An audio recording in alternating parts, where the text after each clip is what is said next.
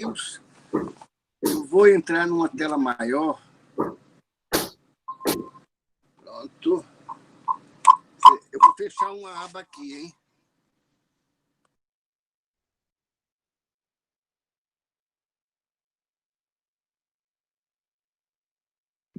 Microfone desligado. Agora. Agora tudo bem. Porque eu estava com o laptop, que é pequenininho, com o iPad, aliás, que é pequenininho, aí resolvi fazer melhor. Pois é, pessoal, estamos falando com a Carla, bom dia a todos. Estava falando com a Carla sobre a grande bobeira que eu dei, eu estou assumindo inteiramente a responsabilidade. Porque, bom dia, pessoal, porque... Bom dia, João. Olá, tudo bom, Bruno? Belo texto, hein? Bom, obrigado. Eu quero dizer que você fica mais bonito de frente para mim, entendeu? É melhor do que de lado. De frente, não? Então, agora você está de frente. Essa palavra bonito tem uma ponta de ironia. É o quê? Não, nesse caso não tem ironia. Pode acreditar que é... ironia indisfarçável, que a idade não me deixa cegar. Não, tenha certeza que é de coração. Claro. Coração crescido, de boi. Olha, gente, é o seguinte, eu peço desculpas, porque não lembrei, não teve jeito, juntamos especialidades várias, medicina do trabalho, que normalmente nem se pensa nessas circunstâncias, mas eu não providenciei. Eu estou dizendo eu, para isentar a Carla disso. Porque você está falando dos depoimentos, não é isso, João? Dos depoimentos gravados, Carla. Faltou um médico de emergência. A gente não deu conta essa semana, né? Realmente não nos passou pela cabeça. De forma alguma. Eu cheguei a comentar o nome da pessoa, mandei mensagens, mas ele não respondeu, porque eu queria um médico jovem, recém-formado, ele formou-se nessa última turma, sei que vinha trabalhando com emergência desde antes, então eu queria esse rapaz, não é o único, foi o que me ocorreu, chamado Gustavo Cauê, talvez vocês conheçam, não sei, mas eu vou providenciar, acho que ainda pode, né, Carla? Sim. Não tem por que não, né? Então, vamos pensar em alguém que tenha essa experiência, viu, gente? Porque eu vou falar hoje de emergência, mas eu, de todo modo, não por isso, eu vou falar de uma maneira mais personalizada, vamos dizer assim. Queria só fazer uma pergunta. Vocês têm, ao longo do curso, ou já tiveram, por favor, alguma, se possível, aula sobre o tema do suicídio, da prevenção do suicídio? Ô, João Alberto, nas aulas gravadas, eu fiz assim, não foi uma aula sobre suicídio, prevenção do suicídio, mas assim, dos aspectos da comunicação. Se conversa sobre isso, se não conversa sobre isso, como abordar esses pacientes. A gente teve uma aula, assim, simples, aqui dentro do nosso curso, nas aulas em vídeo. Eu não tinha essa informação e não quis ficar incomodando você, Carla, tarde. Eu sempre preparo aulas muito tarde.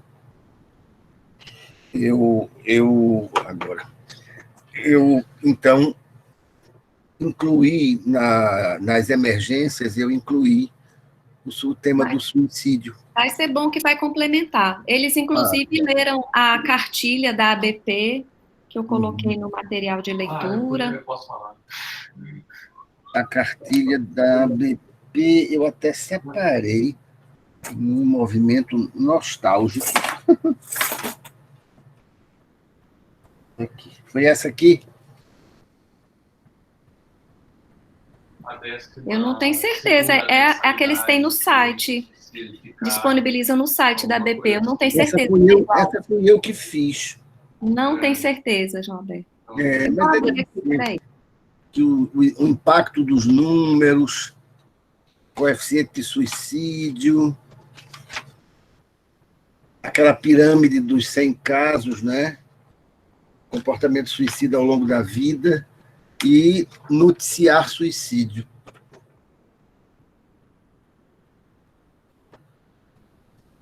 Eu vou recomendar, então, não sei se vocês tiveram acesso a isso, porque recolheram tudo que eu produzi. Manual para a imprensa.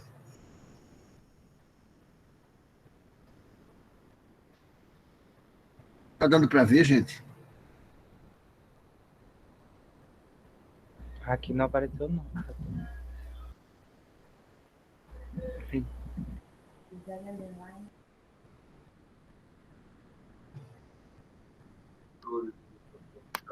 Aqui que eu coloquei no material de leitura chama Suicídio, Informando para Prevenir. Esse é grande, esse é um manual, ó. De 2014. Não. É do CFM. É do CFM. Não. Essa, sem modéstia, aqui é outra história, viu? Esse manual aqui fui eu que produzi. Será que tem PDF? Não sei porque a ABP, enfim, não tirou as coisas que foram produzidas por mim. Então, essa aqui é para a imprensa. É um manual para a imprensa com todos os transtornos mentais, e inclui suicídio. Entende? Então, isso aqui foi foi para fora do país, foi um sucesso danado. Eu tenho alguns poucos exemplares, eu acho que é interessante para os meninos, porque o médico é entrevistado em certas situações.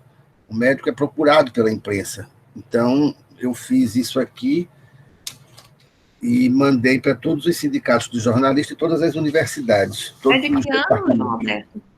Essa minha é de 2011 ou 2010, foi no final da minha gestão. Não tá no site, não deve ter PDF, não. Porque isso foi parte da editora ABP, foi uma das publicações da editora. Eu vou passar um para você e vou disponibilizar para os meninos. Para vocês todos, viu, gente? Que realmente é um material sem modéstia, de primeira linha, o de suicídio nosso. Mas acho que o conteúdo vai ver que é parecido, né? Então, eu vou falar um pouco de suicídio, estou mais à vontade. Pessoal, nós tínhamos ficado de fazer uma breve, porque nós avançamos um bocado, acho que foi uma aula bastante rica em conteúdo, nós ficamos de fazer uma complementação com alguns pontos acerca da dor crônica, não é? Eu pedi a Carla que examinasse um material, 2 capítulos. Eu acho que, além de Carla, eu passei para algum de vocês aí que era para testar o material. Carla, você concorda com aquele A Face Crônica da Dor? Confesso que eu não li do capítulo todo, não, João. Não, né? Mas eu mandei para você, não mandei? Eu mandei para os alunos como parte da aula, né? Tá. Então, leiam, viu, gente? Mas é pouquinha coisa, somente 2 capítulos. É a dor crônica como fenômeno médico. É um livro nordestino que eu recebi. Não é porque é nordestino e eu estou prestigiando, não. Mas é porque é muito bem intencionado. É a dor crônica na perspectiva médica e o enfrentamento da dor. O livro é esse aqui, A Face Crônica da Dor.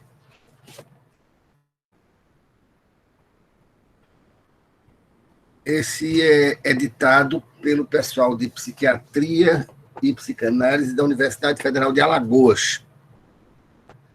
E é um trabalho bastante digno. Eu recebi, li, é um trabalho simples, não tem grandes sofisticações, não, mas ele é bastante digno, eu recomendaria que lesse. É leitura fácil, rápida, etc. Então, eu não vou me deter em alguns detalhes, alguns aspectos, porque esse texto tem, e os tratados todos apresentam via de regra. Eu queria somente complementar, fazendo a distinção entre a dor aguda, esta dor aguda que funciona como um sinal de alerta, E aqui eu decidi lembrar vocês a função dos sintomas em geral. O sintoma, via de regra, é um sinal de alerta acerca de alguma disfunção de alguma natureza, mesmo que essa disfunção física não seja localizada de início e, às vezes, não seja localizada. É o caso das somatizações. Mas continua sendo um sinal de alerta e, via de regra, é aquilo que leva o indivíduo a procurar ajuda médica. Não é? A dor, na minha experiência, é a única coisa, verdadeiramente, que engaja uma pessoa no tratamento médico sério. A dor de qualquer ordem, o desconforto de qualquer natureza, esse sim é o que engaja. Não tem conselho, não tem santo, nem quisira que leve alguém à procura do médico sem um sintoma importante, sem um desconforto importante, sem uma dor de alguma natureza. Então, a dor aguda é o sinal de alerta privilegiado em qualquer área médica, sabemos disso. O indivíduo que presta atenção a esse sinal do seu corpo é um indivíduo que, via de regra, se trata, não é? E se trata com mais brevidade.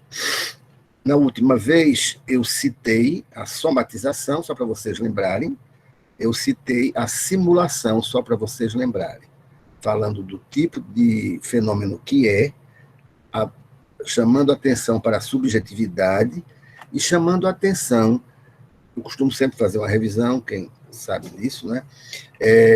E chamando atenção para que o relacionamento entre o médico e o paciente está absoluta e totalmente em jogo nos fenômenos de somatização e eu acrescentaria nos fenômenos de simulação também. E explicamos por quê. A dor aguda é um sinal de alerta, inclusive pela transitoriedade do fenômeno da dor aguda, né? Ela, mesmo que permaneça por um tempo um pouco maior, mas ela não caracteriza a instalação na vida do indivíduo propriamente com os atributos de cronicidade. Então, essa transitoriedade da dor aguda é exatamente o que serve como sinal de alerta. Eu tenho uma dor, ou eu vim aqui porque eu tive uma dor enorme ontem, e tomei um analgésico que passou, mas eu tenho medo de ter outra vez. Então, psíquica ou fisicamente é o que põe o paciente na frente do profissional, né? Já a partir do ponto em que a dor se cronifica, ela perde a função de alerta. Então, ela... Pois não? Qual é o critério para a gente dizer que uma dor se tornou crônica? Assim, existe um marco de tempo que defina se a dor crônica ou aguda? Sim, Pedro, sim, sem dúvida. Alguns textos falam em 6 semanas, outros falam em menos. A dor instalada, via de regra, ela não é necessariamente uma dor o tempo inteiro, percebe? Eu estou no segundo dia de uma dor numa determinada região lombar, eu conheço essa dor, ela é uma velha amiga minha, conhecida minha, e eu não posso chamar de crônica, porque ela está há 2 dias, eu estou tentando tratar, ela está oscilando, entende, Pedro?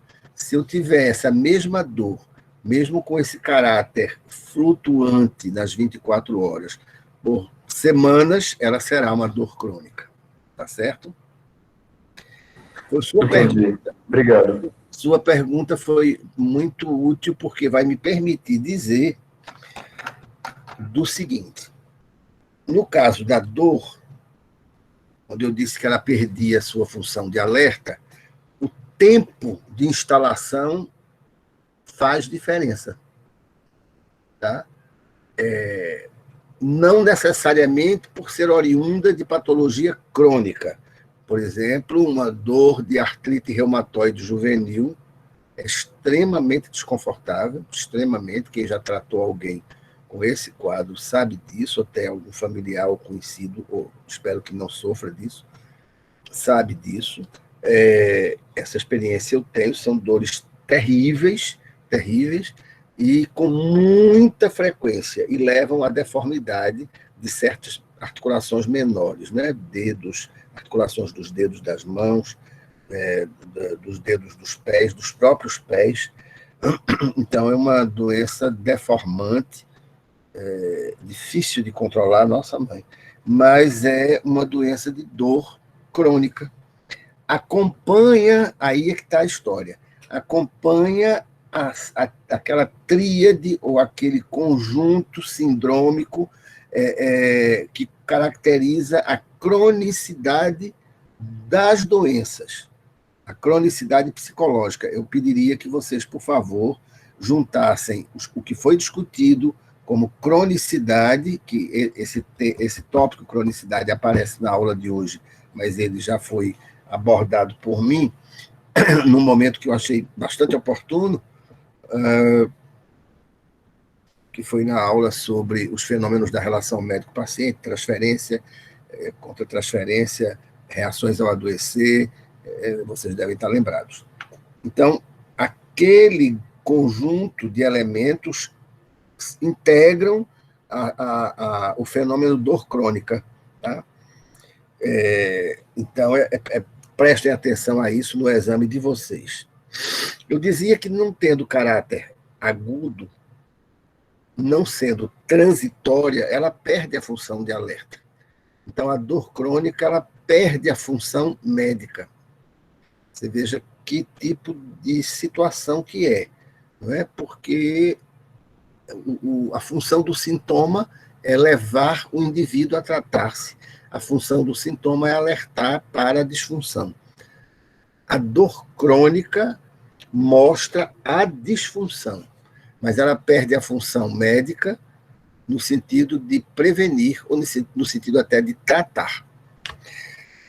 Então, alguns pontos, os mais importantes, eu destaquei aqui, lembrando que, como tudo em medicina, o indivíduo, a diferença, a individualidade vão contar na abordagem da dor crônica também, tá? Então, o exame de um paciente com dor crônica não cria o exame do próximo, nem um protocolo de dor crônica dá conta de uma boa clínica que tem esse tipo de pacientes. O livro, se eu não tiver mandado para vocês, eu faço uma cópia do capítulo Dor Crônica do livro Psiquiatria de Ligação, Interconsulta e Psiquiatria, Princípios da Psiquiatria de Consultoria e Ligação. O autor é o Rundell, é um bom pesquisador, é um livro pesado, mas esse capítulo, que é pesado, talvez seja útil particularmente a vocês. Ele vai se dedicar, eu não avisei de cara, porque ele vai se dedicar muito à psicofarmacologia, vai se dedicar muito a tratamentos da dor, às psicoterapias, às cirurgias para redução de dor. Então, existem especialistas em dor, não é? Então, são informações boas e, pelo menos comigo, esse pessoal que trata dor são bons parceiros de trabalho, não é? A gente acaba tendo pacientes em comum. Os mecanismos são desconhecidos, aí eu recomendo que vocês revisem a fisiopatologia da dor e os tipos de dor. Dor central, nociceptiva, porque isso vocês devem ter estudado em fisiologia, salvo engano. Não sei se vocês têm fisiopatologia ainda, gostaria muito que tivessem, que a mim ajudou muito na minha formação. Mas revisem os mecanismos das dores, das diferentes modos de apresentação da dor. Mas eu queria fazer um destaque para alguns pontos na dor crônica. Um é o impacto na vida pessoal do indivíduo. 2, o impacto na economia do indivíduo e na economia do Estado. 3, a função social do trabalho do indivíduo, comprometida pela dor crônica. 4, a função simbólica da dor. Por fim, a relação médico-paciente, a dor crônica como vínculo e a dor crônica como desmoralização. Pronto, esse é o trechinho de 15 minutinhos que nós vamos trabalhar brevemente. Já falei da função orgânica, função médica, que acaba se perdendo. O impacto na vida pessoal. Esse é de uma gravidade absoluta. Os fenômenos subjetivos, os fenômenos mentais, têm um enorme impacto na vida pessoal, familiar, de grupo social e impacto financeiro. Uma coisa conhecida como psicoeconomia estuda o impacto financeiro nas empresas, estuda o número de pessoas, de uma maneira ou de outra, afetadas, o número afetado pela presença da doença em um membro da família, dependendo, sobretudo, da função dessa pessoa. Se é o pai, se é a mãe, se é um filho, e se é um trabalhador. Então, vejam, esse impacto na vida pessoal, isso traz um prejuízo enorme. A dor crônica, ao lado de quadros depressivos, quadros ansiosos e dependência de substância, tem sido dependência não, abuso de substâncias tem sido o maior prejuízo no mundo, mais do que cardiopatias, nas empresas. Esse é um estudo que não é daqui, é um estudo da OMS, é dentro do site da OMS, você vê isso, e é impressionante a quantidade de milhões e milhões de dólares mobilizados nisso. Então, o impacto na vida pessoal do indivíduo, eu vou falar um pouquinho mais daqui a pouco, mas lembrem-se da importância social de tratar a dor e de tentar verdadeiramente não permitir que essa dor cronifique.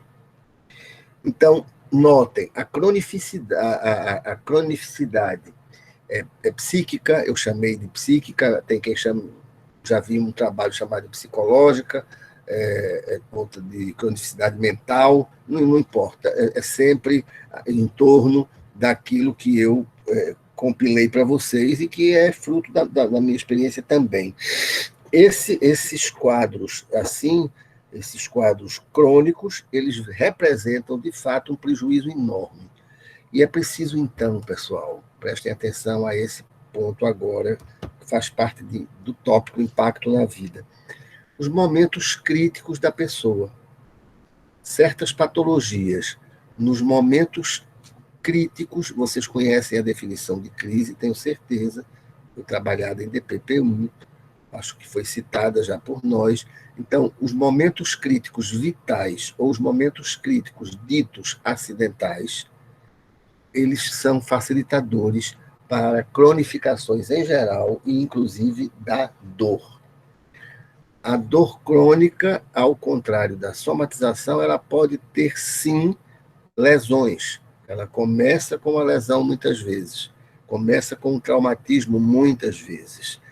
Traumatismos de ombro, de coluna, artrite, como eu disse, artrose avançada, artrose de joelho, punhos de grandes articulações, os membros superiores, etc.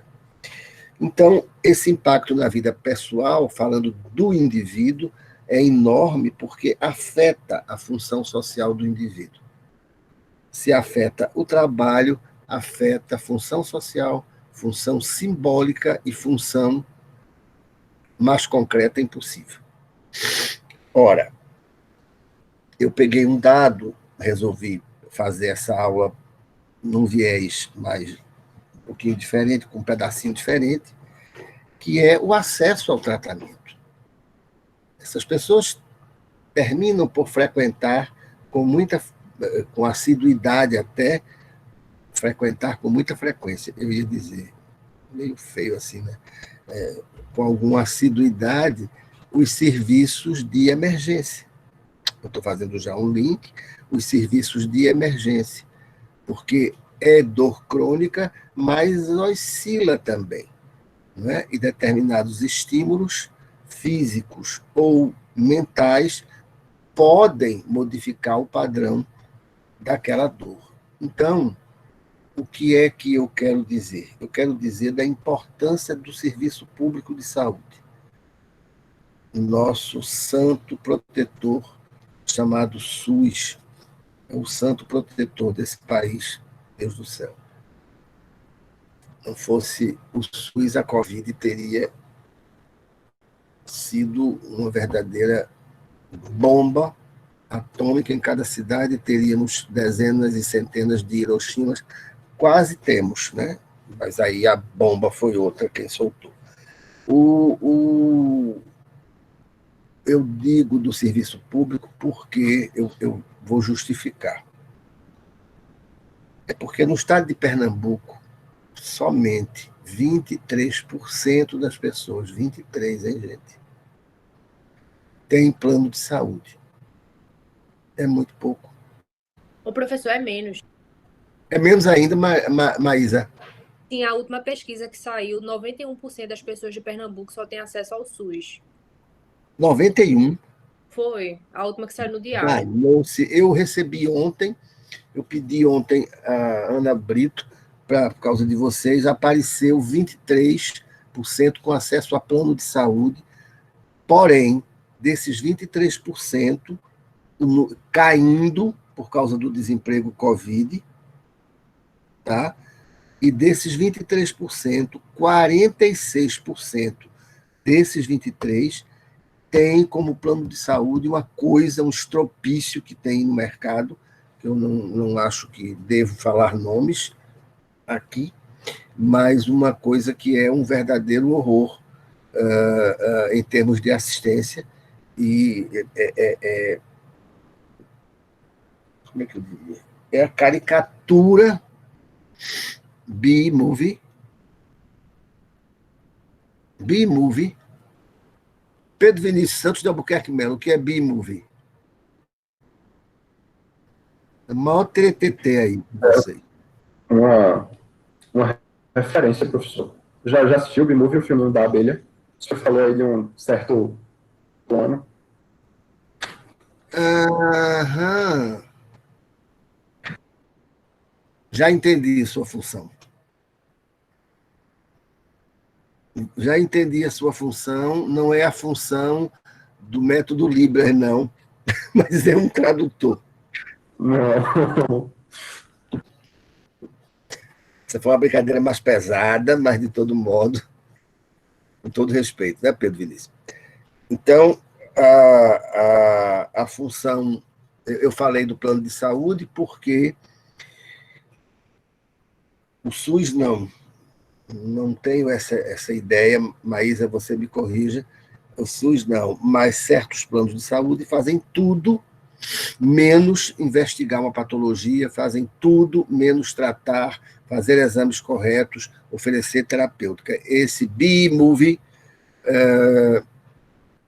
é dessa qualidade. Estou certo, Pedro? Além do impacto na vida pessoal, o impacto na vida profissional.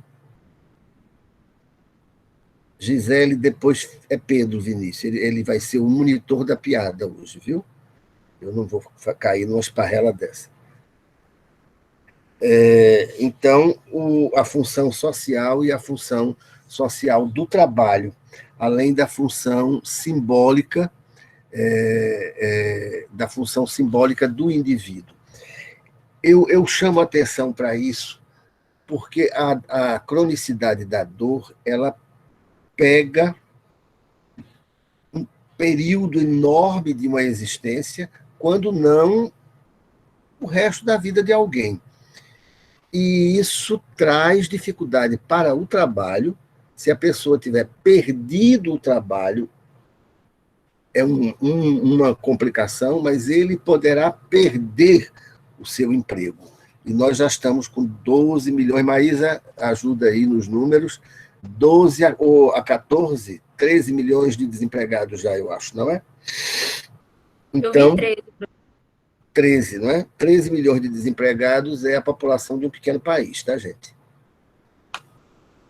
Então, a rainha dos dados. Pelo menos não é da sucata, né, Maísa? Pelo menos isso, né, professor?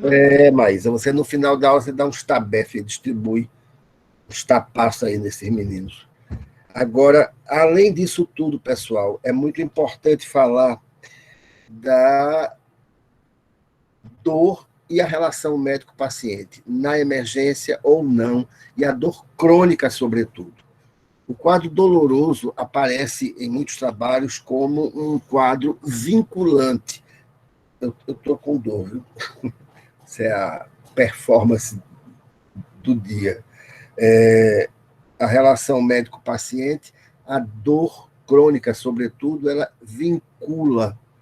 E é um vínculo perigosíssimo, porque é um vínculo não em torno da remoção do sintoma, mas em torno apenas do sintoma. Fui claro, né? E dependendo da estrutura de personalidade do médico e dependendo do tipo de relação que o paciente estabelece com aquele sintoma, com aquela patologia, refiro-me aqui a benefícios secundários, benefícios primários, reações ao adoecer, eventuais, dentro do ganho secundário, simulações, ou seja, é preciso que se dê atenção a isso, porque esse vínculo pode ser um vínculo de desafio para tratar, o vínculo da aliança terapêutica. Vocês escutaram falar disso em DPP-1, mas também o vínculo da desmoralização da função médica, que é em torno do alimentar-se da dor crônica, alimentar-se simbolicamente, e alimentar a dor crônica do outro. Narcisismo, assomada à dependência do doente, não é?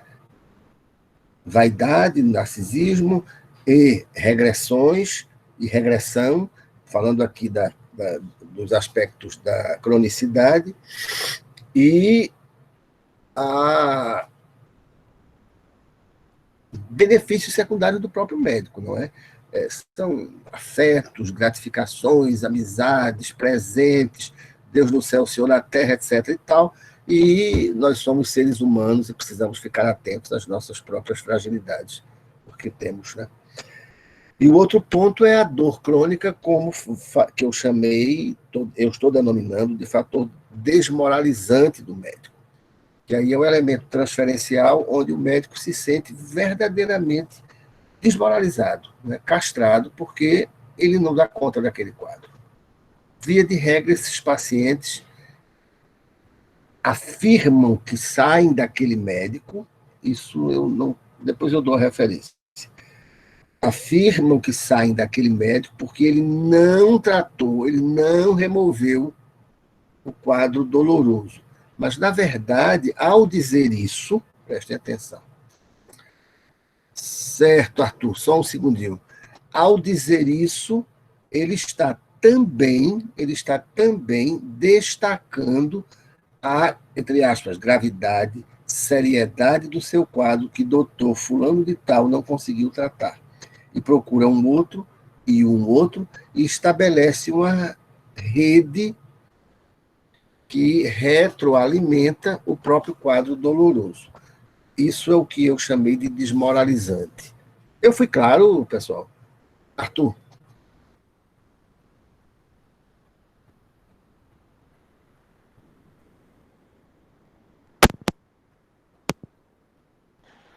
Alô? Pode falar, Arthur.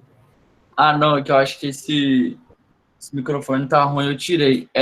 A minha dúvida é que se essa questão do médico que você citou do paciente ficar muito grato, esse narcisismo, essa regressão, chega a ser a nível inconsciente, né? Assim, o médico não... Ou não? Sim. Sim, Arthur. Via de regra, planeta Terra chamando, eu respondo daqui a pouco, viu, planeta Terra? Sim, sim. Inconsciente, sim. A somatização é um fenômeno da não consciência. Estou dizendo da não consciência usando a terminologia que eu vou usar na psicopatologia, que é a terminologia de Asperger. Mas a parte simuladora, ela é da consciência. Foi claro, Arthur? Foi, mas assim, eu digo isso em relação ao paciente, né?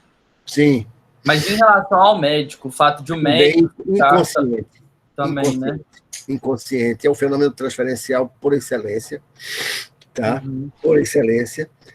Agora, essa alusão às voações aí do planeta Terra chamando, esqueci quem foi a menina, meu Deus. Gisele. Gisele. Gisele. Veja, triste de nós se não pudermos voar, viu? Quando estudamos. Entenda-se por voar aqui, fundamentação teórica. Eu não gostaria de modo algum vou usar a psiquiatria como parte da resposta, porque é a minha área, eu estou à vontade, de ensinar psiquiatria, como em alguns momentos eu sei que o fazem, por meio de protocolos de diagnóstico e terapêutica. Como se isso aqui, por coincidência, está aqui, que eu preparei um laudo ontem, como se isso aqui fosse um tratado de medicina. Isso é tudo menos um tratado de medicina. E, às vezes, se estuda a minha área com muita frequência com base, me corrija, Carlinha, se eu estiver enganado, Carla, com base não no nosso departamento, mas com base na classificação internacional de doenças. Qualquer hora dessas eu explico a vocês o que é uma classificação internacional de doenças, como é que ela é construída e as modificações que ela teve e como teve, e como ela é utilizada, e o verdadeiro lobby que é inserir uma figura nosológica nessa classificação aqui. Carla deve estar atenta, pela dedicação que tem a um determinado tipo de estudo, ao lobby para a inserção de TPM como transtorno mental e de comportamento da CID-10. Conhece isso, né, Carla? Sim, mas acho que o importante, João, aqui, tomando gancho nesse assunto, é em DPP-2 a gente não se prender a tanto aos conceitos, aos rótulos, treinar algo que eles não vão ver tanto nas outras disciplinas, que é realmente a reflexão sobre os assuntos. É isso mesmo. O foco é esse, vamos refletir, vamos sair aí de tanto das definições para criar esse pensamento reflexivo sobre os assuntos. Não é? Porque todo o restante da faculdade vai lhe apresentar conteúdos prontos para vocês absorverem. Aqui a gente quer fazer o contrário, né? Vamos preparar juntos. Né? Vamos viajar, vamos refletir para treinar esse pensamento crítico. É isso mesmo, Carla, muito obrigado. Além disso, gente, não pode haver ciência sem fundamentação. Não pode haver prática científica sem o conhecimento da epistemologia que dá sustentação àquele conhecimento, não é? Não pode haver verdade absoluta. O que eu uso como ferramenta terapêutica, o fundamento minha clínica, que é vasta, não é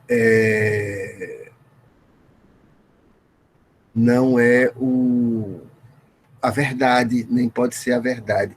Mas a verdade ou a realidade é sempre a interpretação de algo. Então, medicina precisa ser assim, como o Carla está dizendo. Eu sei que é brincadeira, Gisele, mas a gente pega gancho, é assim. A gente sai pegando o que pode para transmitir coisas. É isso aí, Carla. Então, vejam, na relação médico-paciente, a dor é vínculo, porque o sofrimento é vínculo na relação médico-paciente. Não podemos nos sentir desmoralizados, porque não somos deuses e não podemos tratar tudo.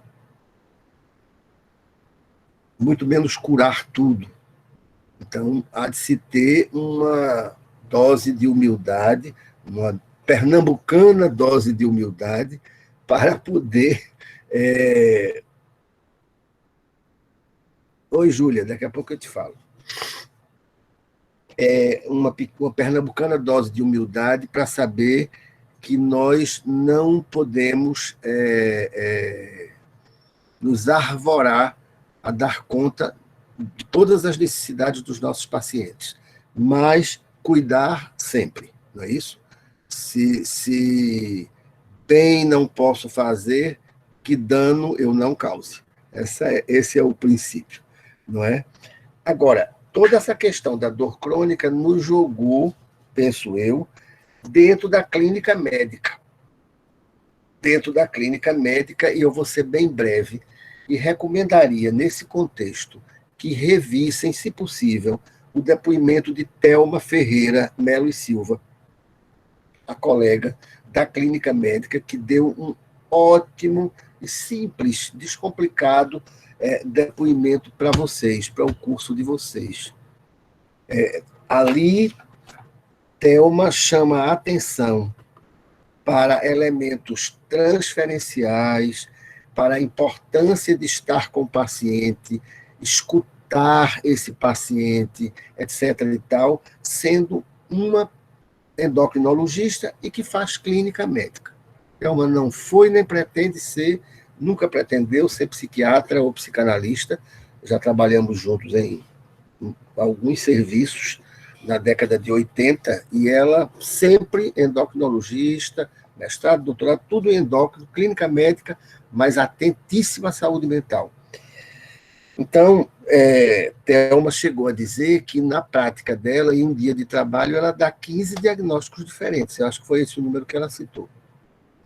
Ora, é muita exigência de conhecimento, é muita exigência científica, e duvido que uma pessoa... Thelma é uma das melhores médicas daqui, viu, gente?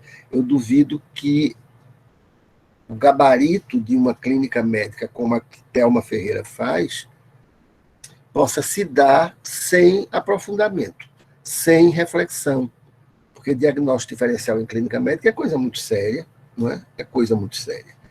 Passa por diversos sistemas e passa por diferentes possibilidades até você ter o exame completo, os métodos complementares na sua mão, etc. e tal.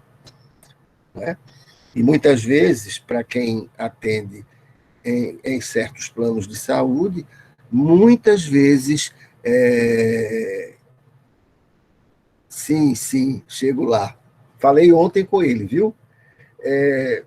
Se articula muitas vezes com a necessidade do cuidado do médico consigo próprio.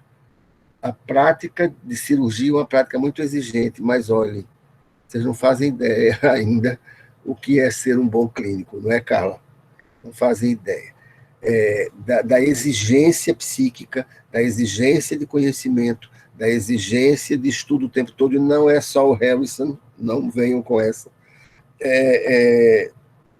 porque você põe em prática, do ponto de vista psíquico e do ponto de vista pragmático, da semiótica, todo o conhecimento médico. Então, eu queria chamar a atenção do depoimento de Thelma, e alguém, que eu não lembro agora o nome, alertou para o depoimento da medicina do trabalho. Tem toda razão, não sei quem foi, se pudesse fazer um comentário, eu agradeceria. Fui eu, professor.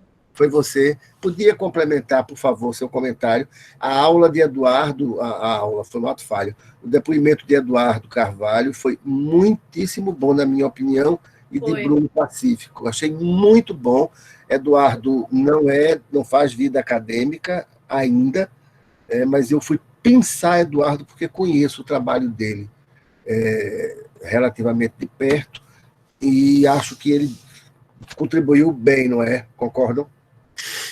Sim, ele trouxe muito, assim, essa questão que o próprio, assim, ele comentou também da pandemia em si, mas ele comentou a questão que o próprio trabalho em si, com pandemia ou não pandemia, poderia levar dor crônica e como isso degrada, assim, até a relação a própria vida pessoal do trabalhador e também como isso pode também gerar um conflito aí entre empregador e trabalho, porque a todo momento, Estou em várias escutando. atividades de trabalho, a gente está ali à mercê realmente de ocorrer algum dano, atividades repetitivas e tal. A própria dor crônica e a própria medicina preventiva em si está sempre meio que nesse muro, assim. Tipo, a medicina preventiva, como ele disse que a medicina do trabalho está tentando evitar que o paciente tenha esse agravo e quando ele termina nesse agravo, tem que conduzir esse paciente, né? E às vezes, e quando conduz, às vezes a relação em si pode terminar ficando difícil, tanto na vida pessoal como na vida do trabalhador em si, com o empregador. Eu acho que essas correlações que vocês próprios estão estabelecendo nessa rede, nesse painel de especialidades médicas e fazendo de tudo uma única medicina, uma medicina boa, de boa qualidade, tem sido uma preciosidade nesse nosso curso. Eu acho que assim a gente abriu o espaço e cai bem no tópico das emergências, tá? Eu vou localizar, peço até a ajuda de vocês, de Carla e tal, de colegas que trabalhem em emergências, não necessariamente Covid, mas também Covid, eu acho que pode ser um depoimento útil na formação de vocês, e a gente pode discutir. Né? Esse curso está me entusiasmando bastante, isso é bom. Em primeiro lugar, no que diz respeito à emergência, eu não vou abordar a emergência Covid, tá?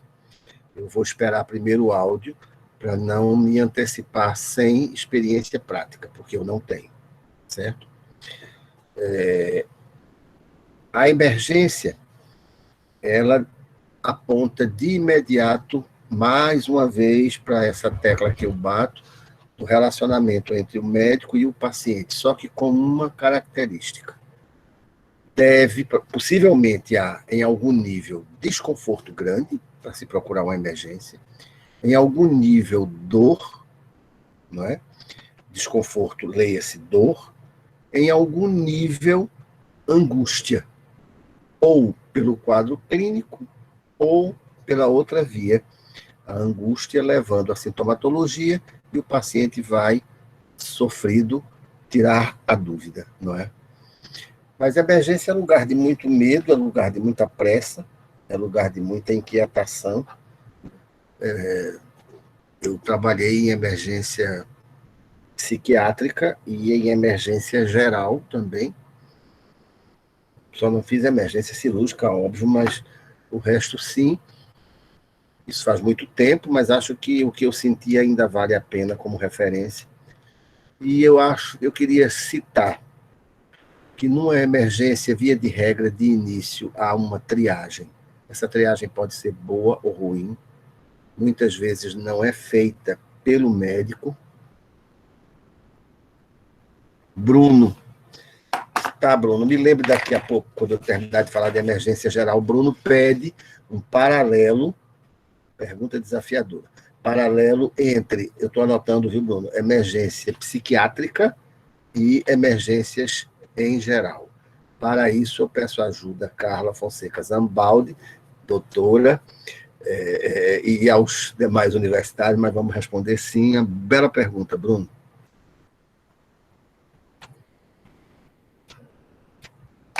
Deixa para não perder o fio da meada. A triagem é feita, é bem feita ou não. Via de regra, não é por um médico, é por um profissional da enfermagem ou do serviço social. Quando é da enfermagem, são triagens boas, muito boas. O pessoal de enfermagem realmente sabe fazer isso bem, né? Via de regra, faz muito bem. Mas cabe a nós, ao serviço, mas eu diria mesmo ao médico, por mais curto que o tempo seja, e a relação médico-paciente na emergência é uma relação intensa, porém brevíssima, não é? Mas intensa pela intensidade do desconforto e intensa pela intensidade da exigência do trabalho nas emergências. Concordam comigo? Vocês frequentam emergência já? Eu queria, sinceramente... Só pelas ligas, eu acho, João. Só pelas ligas, Pedro? Via de regra, não. Ia começar esse semestre. Tá certo, Júlia. Eu pensei que vocês já frequentavam. É bom que não estejam com esse furor de frequentar emergências a qualquer custo, como eu via tantas vezes antes. Não sei, alguma coisa mudou, não sei se pela peculiaridade do período com pandemia ou da turma. As turmas têm suas identidades próprias, não é? A de vocês tem, eu mais ou menos já vi. Não sei como é que está a frequência de emergências. Quando eu fui estudante de medicina, fazer concurso para o Hospital da Restauração, se você não fizesse, você era, no mínimo, uma figura exótica. Eu não fiz. Fiz para o Otávio de Freitas. Achei melhor. Tem mais concurso, mas que horror, gente. Sem concurso, tudo é muito ruim. Mas uma coisa que é importante, a partir do momento zero, é saber qual é a solicitação do paciente. Eu vou explicar isso. Entendam como uma contribuição minha também. O que é que o paciente pede a você? Falando ou não falando? Eu sei que eu estou sendo, talvez, aí viajado, sei lá o quê, mas não existe palavra, não existe coisa nessa vida que não tenha uma finalidade, pelo menos. E é a finalidade que define a coisa. Então, quando você inicia um atendimento, pergunte-se, ou pergunte ao próprio paciente, tá, o que é que traz você aqui? Ou do jeito que você quiser. Esse é o jeito do consultório, com todo conforto, etc. e tal. E o indivíduo começa a falar o que é que ele espera de você. Por quê? Porque a solicitação que ele revelará nem sempre é aquilo que verdadeiramente ele espera da sua atuação.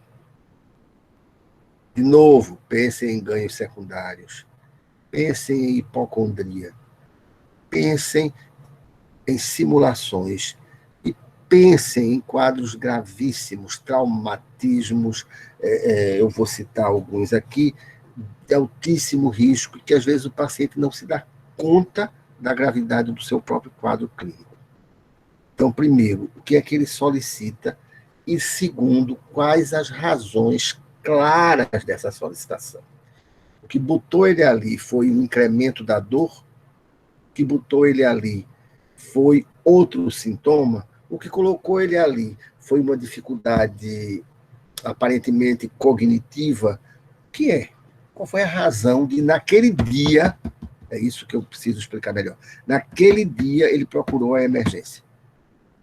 Porque aí você tem um flagrante, uma fotografia melhor daquilo que você vai tratar, do que esperam de você. E você tem muito pouco tempo. Isso é uma sugestão, são recomendações que eu estou dando, que creio venham a facilitar o trabalho de vocês numa emergência. Terceiro ponto. Tempo gasto, tempo despendido, não é qualidade de atendimento necessariamente. Tá? Um bom atendimento não tem que ter 50, 60 minutos, 1 hora de duração. Não tem. Pode parecer estranho, professor de psicologia médica, de psiquiatria dizer isso, mas eu digo sim com muita segurança. Carla, me corrija se eu estiver errado, mas eu digo com muita segurança, porque o tempo se relativiza diante da necessidade, da solicitação e da razão da procura e de como você aborda esses temas centrais, sabe? E muitas vezes você está no serviço de emergência com uma demanda tal que você não pode dedicar um tempo muito maior do que aquele da semiótica e da proposta terapêutica. Então, é uma relação mais breve, porém mais intensa, e o tempo melhor usado possível. Melhor usado possível. Eu repito o livrinho que eu já citei aqui, da doutora Enid Balint, a mulher do Michael Balint, Pedro, que você está lendo esse livro.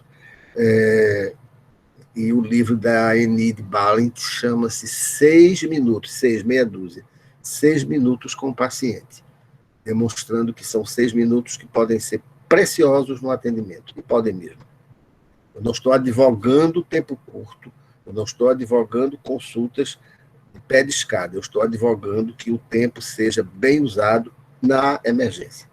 Na psiquiatria, a gente pede 30 minutos, né, Carla, de atendimento, porque nós não trabalhamos com emergência. Tá?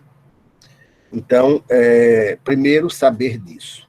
Segundo, ao considerar as razões da presença do paciente, ver os riscos, a hierarquia de risco para a segurança daquela pessoa, segurança física daquela pessoa. O que levou e a razão que levou passa por aí também. Existem ferimentos, há traumatismo de alguma natureza, há sangramento. O que é que a semiótica cardíaca diz? O que é que a inspeção diz? Hidratado, não hidratado, consciente, consciência turva ou não. O que é que a palpação abdominal diz? Diz o quê? Crescimento de víscera é pouco, tem rigidez, não tem.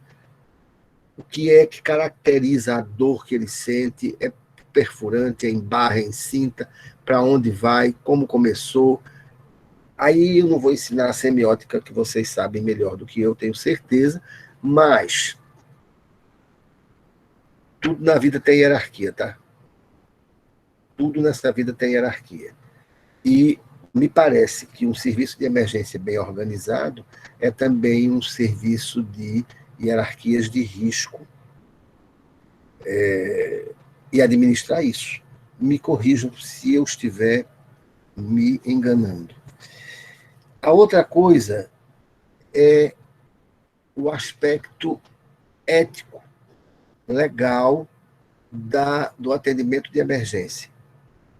Eu quero remeter vocês, por favor, ao espírito, eu creio, da discussão promovida pelo professor Jadiel.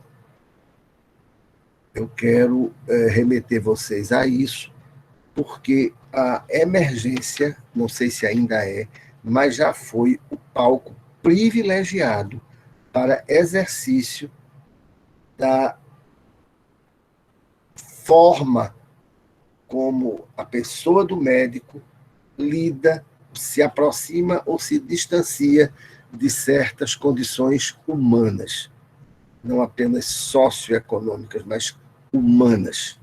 Humanas no sentido da palavra. Eu estou sendo claro, gente? Por favor, me deem um retorno, se quer, pelo menos um. Tá sim. Sim, professor. Obrigado, viu?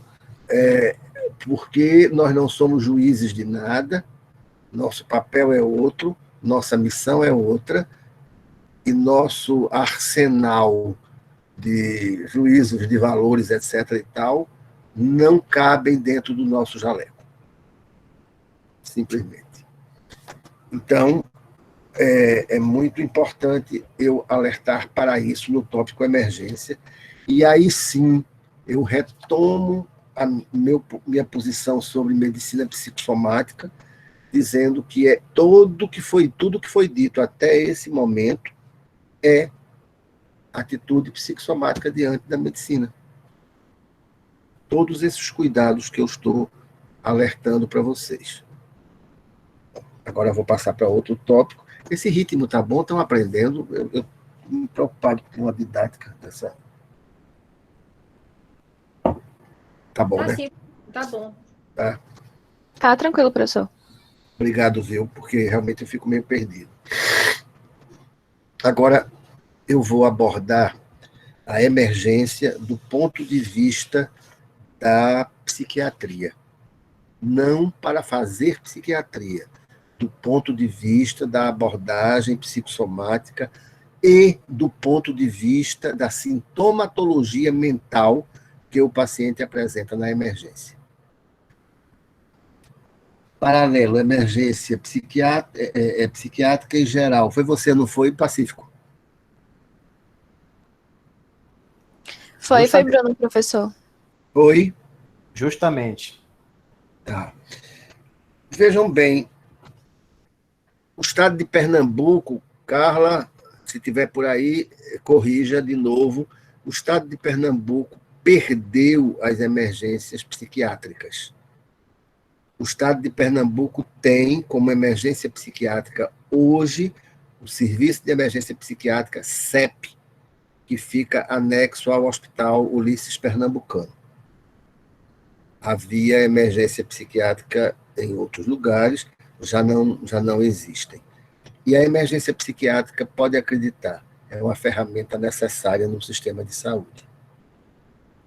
Podem acreditar. Existe demanda, existe emergência em psiquiatria, sim, senhor. E hoje, quero dizer, nas últimas décadas, com melhores substâncias terapêuticas mais sofisticadas, quando há emergência, pode crer, é emergência. Quando tem para valer, não é? Então... João. Como? Oi, João. João? Estou escutando. Está ouvindo, né? Não, assim, porque pelo que eu percebo, assim, em grandes cidades, né, até mesmo as mais famosas, as capitais, emergência psiquiátrica é até muito difícil, entendeu? Por exemplo, o Ceará, se eu não me engano, em Fortaleza, até pouco tempo atrás não tinha emergência psiquiátrica, ou era uma só, uma coisa assim. Então eu queria entender se é muito difícil abrir um serviço de emergência psiquiátrica, quais são os impasses, porque, a meu ver, sobretudo nos últimos tempos, deveria se investir mais, né? Porque os casos só aumentam, os surtos só aumentam. Então eu queria entender como é que fica essas ideias antagônicas. Acho que foi Camila que pediu licença. Obrigado por avisar, viu? E tomara que esteja tudo bem com a tua mãe. Bruno, eu vou tentar ser breve para não usurpar do tempo, e podemos falar disso em outro momento.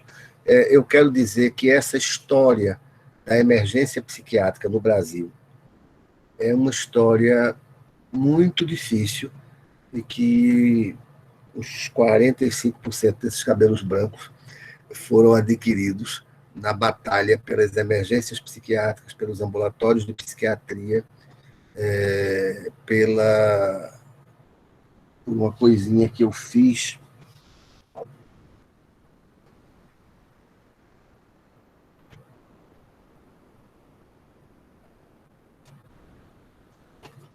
Chamada Diretrizes Técnicas. Propostas para diretrizes técnicas para uma assistência integral em saúde mental. A politização de ferramentas terapêuticas faz um mal tremendo à assistência prestada à população. Concorda, Carla? Tremenda.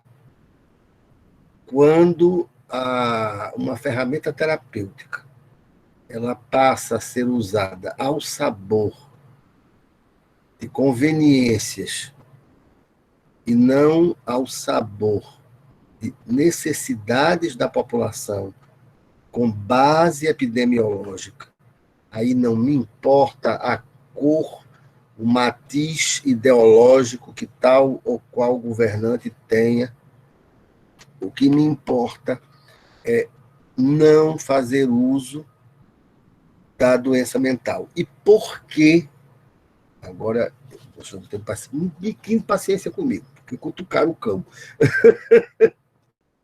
Cutucaram o cão, que sou eu, o cão com vara curta. Imagino como falar desse assunto sem se inflamar, né, João? Pois é. Mas aí, sabe o que acontece, gente? Você tem razão, cara. Sabe o que acontece? E olha, como eu para falar desse assunto, é porque foram mais de 10 anos da minha vida dedicados a isso. Eu acho que para resumir, Bruno, a questão é política, né? É isso aí. É política e o ranço histórico também das doenças psiquiátricas na sociedade, que ainda é, né, o desprestígio, o estigma, fora as questões políticas, que não a tomam como uma prioridade, não enxergam a necessidade, né? Se faz. Dá pouco lucro. Então. É isso que Carla disse, eu assino embaixo 3 vezes, porque é assim mesmo, é assim mesmo. E tem um outro detalhe. A nossa especialidade, ela se presta, e presta muito, me dê licença, só esse comentário, por favor, ela se presta muito a usos distintos, o que é muito duro para mim dizer. São inclusive o passado da psiquiatria. Existe uma expressão que eu vou dizer em inglês, não é arrogância, não é cabotinice, porque a primeira vez que eu vi de um autor, que eu tenho um livro dele aqui, foi o Berrias, foi ele, German Berrias. Ele fala de useful past, passado útil, os passados úteis. Porque uma ciência que mexe com comportamento, Bruno, que mexe com atitude, que mobiliza valores na expressão da sua sintomatologia, essa área se presta não no sentido culpabilizante, mas é usada por diferentes áreas para ilustrar ou justificar ações de interesse dessas áreas. Eu vou ilustrar. A psiquiatria já foi e é usada, e o passado dela, na ciência do direito, na sociologia, nos estudos de gênero, na ciência política, na antropologia, na ciência da religião, na medicina, e por aí vai. Como se pau para toda obra fosse, e não é. É uma área médica. É uma área médica. Então, como aspecto epistemológico, como discussão de comportamento, como interface com o psiquismo e com o social, sim, é para ser discutida multidisciplinarmente. Porém, existe intervenção médica, que é a sua pergunta, Bruno. Eu estou respondendo de maneira inteligível? Então, sim. Então, há necessidade de emergência psiquiátrica, sim. As emergências clínicas, via de regra, não atendem pacientes de psiquiatria simplesmente porque não tem profissionais psiquiatras no plantão. Agora, em algumas ferramentas terapêuticas do Estado, tem. Não sei se é o PAN, se é o... Como é o que atende em geral, hein? Que Murilo trabalhou num deles. Que atende... Emergência psiquiátrica em hospital geral. Isso? Não tem. Não tem aqui, não é? Mas eu quero dizer os serviços que você procura pelo SUS, como uma espécie de emergência, meu Deus, que tem o Pelópidas da Silveira. UPA. É, isso. E, via de regra, acaba tendo um encaminhamento. não é? As UPAs, eu acho que tem, atualmente eu não sei, mas andaram contratando psiquiatras, nossos ex-residentes, Carla, os jovens que fizeram concurso. Se houver psiquiatra nas UPAs, menos mal, porque há uma assistência e os que eu sei que foram trabalhar em UPA e passaram pela residência de psiquiatria da Federal de Pernambuco são muito bem formados. São jovens psiquiatras, não é, de muito bom valor, muito bem orientados. Mas a emergência psiquiátrica é um fato. E que é outra coisinha mais que foi desmontada, e que eu só faltei... Nossa, é o velho e clássico ambulatório de psiquiatria, gente. Nem tudo é CAPS, é o ambulatório de psiquiatria, aquele que você vai ter consulta médica, como tem o ambulatório de cardiologia, como tem o da ginecologia, como tem o da reumatologia, não é? Muitas vezes ficam atentos à questão física e não percebem que por trás tem patologia mental. Muitas vezes patologia mental não é sintoma apenas. E muitas vezes, mesmo na emergência, tratam apenas a dor. Eu não sei se isso acontece com frequência ainda, mas acontecia muito, não é? Sedar a dor e observar em casa. Ora, observar em casa, a dor volta. E a dor volta porque a causa não foi investigada, não é? Então, isso não é regra geral, não. Eu acho que as emergências gerais em Pernambuco, mesmo que sejam abarrotadas, elas atendem. Não sei se vocês têm essa mesma impressão. Como eu ensino há mais de 3 décadas, então eu vejo muito como os alunos e os jovens médicos se referem, não é, ao trabalho que eles estão desenvolvendo. Respondi, Bruno. Sim, senhor. Agora, voltando para a emergência. Um aspecto da emergência é você receber pacientes com sintomas de natureza mental. Então, eu queria, rapidamente, diga, Vitor. Gontijo. Fala, Vitor. Travou o computador aqui, eu não estou vendo você não, mas está dando para falar. Talvez por uma questão de preconceito em relação às doenças psiquiátricas e a existência já de um subfinanciamento do setor da saúde, não pode ter levado também a esse sucateamento aos atendimentos psiquiátricos? Gontijo, eu acho que não entendi bem porque o som falhou, não foi que eu não entendi o que você dizia. Você podia clarear aí para mim? Não, já existe um sucateamento do setor da saúde, né, na questão política. Sim. Aí, como as doenças psiquiátricas, elas também acabam sofrendo um preconceito de ser coisa de doido, ou que... E assim por diante, todos esses preconceitos que tem. Por não ter esse viés político, agravou ainda esse sucateamento, e é difícil retomar essa presença das emergências psiquiátricas, porque não existe esse entendimento desse tipo de doença entre a população. Porque quando a gente fala em setor público, quando a gente fala em política, a gente precisa que a população esteja ao nosso lado. Logo, se a população não entende o que ela está sofrendo, ou esses tipos de doença, a gente não vai conseguir que esse tipo de situação chegue a ser sanada. Não sei se eu consegui. Eu acho que eu compreendi, sim. Acho que eu compreendi. Agora, a doença mental, ela existe para a população. Quando há patologia mental, quando há sintoma psiquiátrico mesmo, a população sabe porque sofre. São sintomas muito exuberantes quando não tratados, sabe? Muito exuberantes. Eu acho que não tem para onde levar mesmo o seu paciente, o seu parente que está adoecido. E é qualquer classe social, porque não tem emergência psiquiátrica de nenhuma natureza. Não é só para os mais pobres, não, tá? De nenhuma natureza. Há 2 semanas atrás, um cliente meu faz análise comigo, me procurou no sábado, desesperado, com a irmã Carla. Eu ia mandar para você, viu? Mas acontece que eles estavam com outra indicação na mão.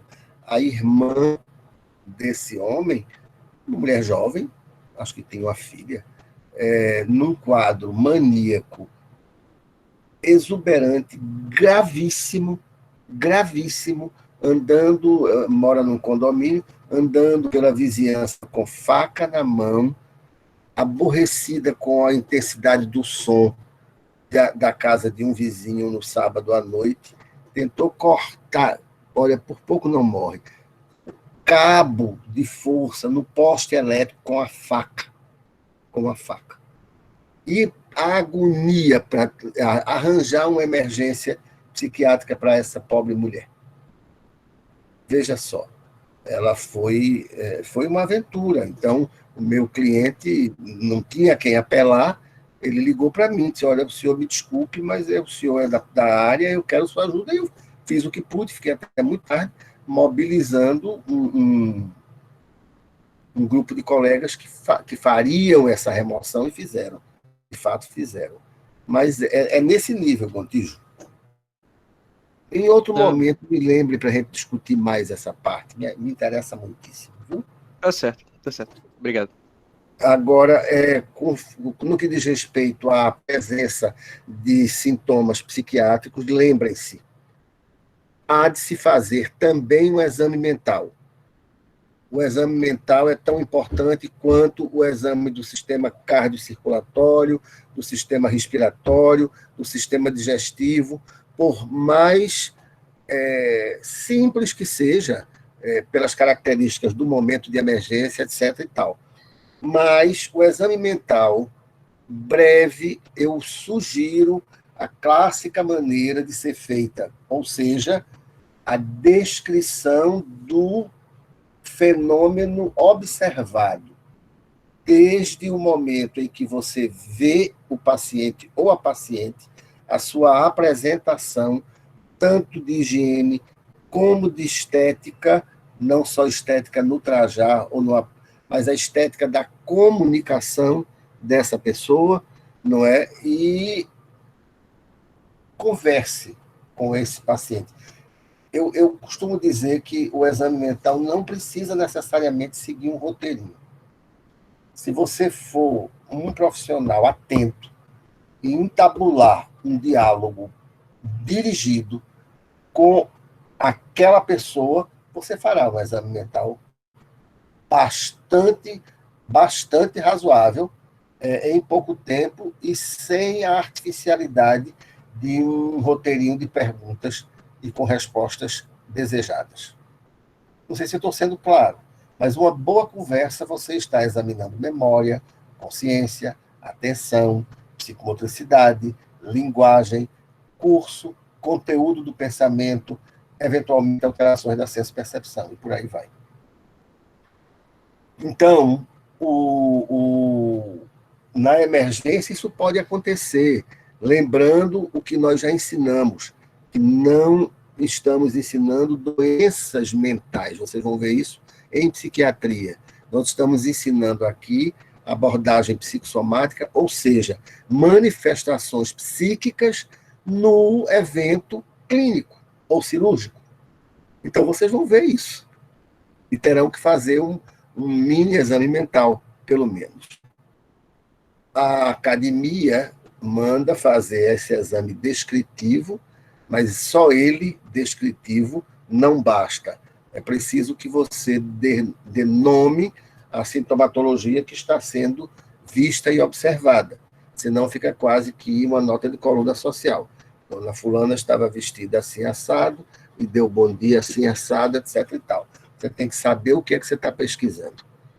Por isso a gente está comprometido a ajudar com a nossa aula de psicopatologia. Não é? Então, a descrição daquilo, a descrição técnica daquilo que você observou é importante, mas não basta. Alguém saberia me dizer por que não basta? Vou colocar a lista de nomes dos sintomas. Aceleração do curso do pensamento, mais exacerbação psicomotora, mais conteúdo místico da expressão do pensamento, mais por aí vai. Por que isso não basta?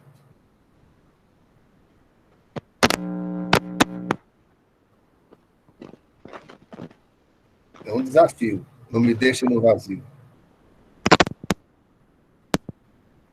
Não tá. Eu tenho que tirar o fone para falar. Seria porque é comum a várias síndromes e a vários transtornos, sintomas, ou porque o mesmo sintoma, tanto a intensidade como a pouca intensidade pode fazer parte do quadro. Sim. Essa é uma parte da resposta, sem dúvida. Alguém complementa e eu depois faço um apanhado. Eu acho que talvez porque você tem que entender como aquele sintoma afeta a vida do paciente, não? Sim, aí seria a sua observação como um todo, sua observação médica da consulta. Eu me refiro ao exame das esferas psíquicas.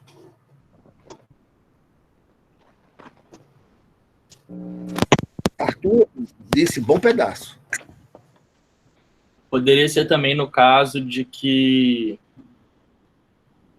o mesmo sintoma, ele toma forma diferente em cada um, a vivência da pessoa. Mais ou menos isso que a Maísa falou. Mas individualizar mesmo a questão. Diga, Bruno.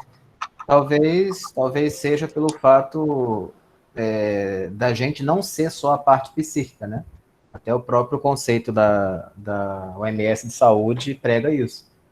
Então, você analisar somente a parte psíquica seria tipo a ponta do iceberg, não o todo em si. Então, você tem que avaliar o indivíduo por completo. Talvez eu não tenha feito a pergunta de maneira muito clara. Mas, na verdade, é o seguinte. Um prontuário eletrônico ou de qualquer natureza é um registro para sempre. E é um registro que servirá para o futuro naquele paciente, para novos atendimentos, e servirá para pesquisas também. Existem pesquisas de prontuário, ou parte da pesquisa de prontuário. Pedro Vinícius Santos de Albuquerque Melo teve, como sugestão minha, não para uma pesquisa da qual eu faça parte, a utilização de prontuários numa pesquisa. Se Pedro estiver aí e quiser dizer um pouco como é isso, seria interessante. É o seguinte, esse exame feito no dia 8 de outubro, acho que é o dia de hoje, 8 de outubro de 2020, esse registro poderá ser necessário para a terapêutica do mesmo paciente daqui a um ano, ou para uma pesquisa, não é, Pedro? Sim. Inclusive, não recomendo os prontuários do HC, muito desorganizados. É mesmo. É muito, assim, fica muita bagunça, prontuários muito grossos, você acaba perdendo muita coisa, né? E isso não é só na área de... Não, né? Eu já trabalhei com prontuário, já fiz pesquisa de prontuário com Murilo, professor Murilo. Nós publicamos, acho que 1 ou 2 trabalhos utilizando prontuário há muito tempo. E era uma dificuldade danada, e na época não tinha sequer... aí sequer não tinha nenhum registro outro que não fosse em papel, em pasta mesmo. Era um serviço que a gente entrava e engolia poeira, eu e Murilo, a tarde toda, para fazer um levantamento, entende? Prontuário é feito coisa da justiça em papel, é muito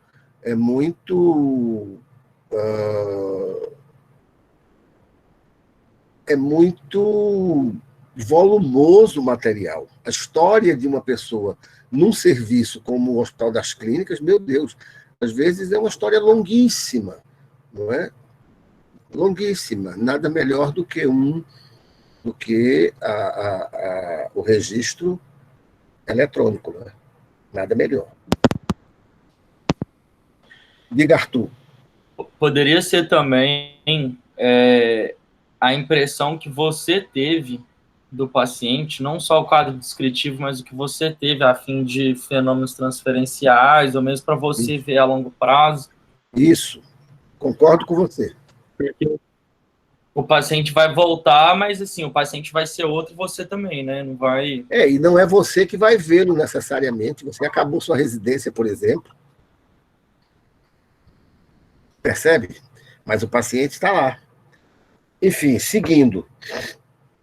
E seguindo, então, nessa descrição mental, aí é que você abre espaço para o atendimento. Veja, se você faz a observação mental com base no que nós prometemos, você já sabe algumas coisas, mas nós prometemos ajudar, e Bruno Marcelo acatou nosso pedido, não é, Carla? Para isso, vamos cada um de nós ficar, eu acho que com 5 tópicos para a aula.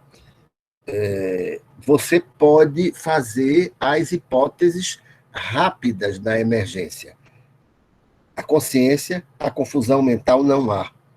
Qual é a história? Aí a história com o paciente ou a breve história com a família. A história de uso de substâncias não há, dependendo dos níveis de consciência. Há sinais de abstinência, sinais físicos, comportamentais, sinais subjetivos. A ansiedade é a ansiedade física que você costuma encontrar em outros pacientes, ou tem elementos como fissura por alguma substância? Porque esses pacientes são levados à emergência, sim. Não é? Esses pacientes eles não procuram espontaneamente, mas eles são levados porque se tornam agressivos.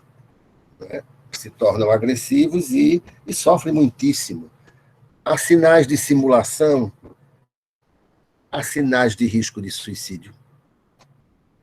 Foi levado por tentativa de suicídio, foi levado por outra coisa e revela ideação suicida. Então, a coisa do suicídio é um tema de máxima importância em medicina, não é em psiquiatria apenas, em medicina, porque o paciente com risco de suicídio ou com tentativa de suicídio, ele é um paciente de qualquer clínica. Se eu estiver enganado, me corrijam. É um paciente de qualquer clínica. Eu tenho alguns dados que eu coletei aqui, objetivos para mostrar para vocês.